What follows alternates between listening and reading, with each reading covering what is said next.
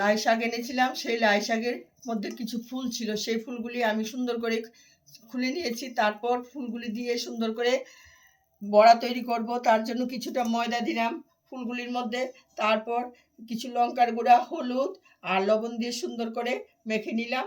এখন আমি বড়াগুলি কড়াইতে ছেড়ে দিচ্ছি।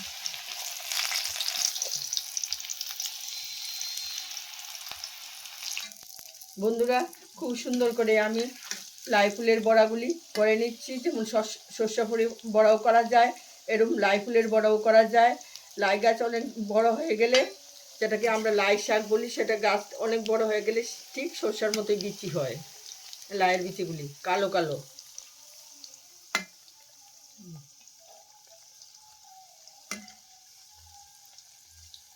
আর এখন আমি কিছুটা, বাজারে প্রচণ্ড ধনেপাতা পাওয়া যাচ্ছে, খুব সস্তা বাজারে ধনেপাতা, তাই ধনেপাতার বড়াটা কিছু করে দেখি যে ধনেপাতার বড়াটা খেতে কীরকম স্বাদ লাগে। তার জন্য কিছুটা ধনেপাতা নিলাম।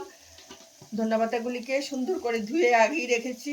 এখন এগুলিকে একটু বড়া করব। দেখি ধনেপাতার বড়াটা কীরকম লাগে খেতে। আগে একদিন করেছিলাম, বেশ ভালোই লাগে। তার জন্য আজকে আমি বন্ধুদের বলছি, বাজারে প্রচুর পরিমাণে ধনেপাতা পাওয়া যাচ্ছে, আপনারাও ধনেপাতা বড়া খান, ধনেপাতা দিয়ে তরকারি রান্না করে খান। এটাতে একটু হলুদের গুঁড়া দিয়েছি, একটু ময়দা, আর আগে একটু সুজি দিয়েছিলাম। সেই সুজিটা দিয়ে আমি ধনেপাতার বড়াগুলি করে নিচ্ছি। আর লাই পাতার বড়াগুলি সুন্দর, লাই ফুলের বড়াগুলিও সুন্দর করে কড়াইতে ভাজা হচ্ছে।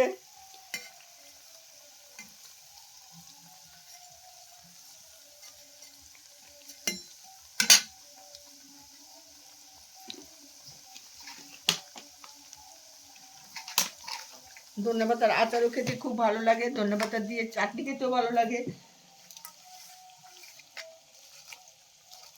ধনেপাতার অনেকই গুণ আছে, আবার কিন্তু ধনেপাতা শরীরের আবার ক্ষতি করে, কিছুটা ক্ষতিও করে, কারণ বেশি ধনেপাতা খেলে প্রচণ্ড গ্যাস হয়ে যায়।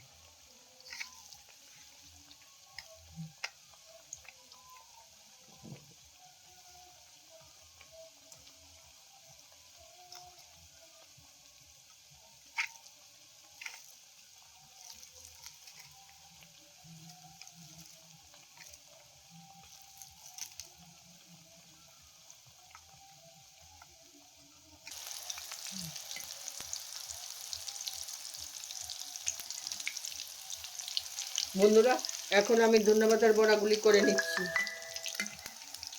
আপনারাও ধনেপাতার বড়া খান, দেখেন কীরকম সুস্বাদু লাগে।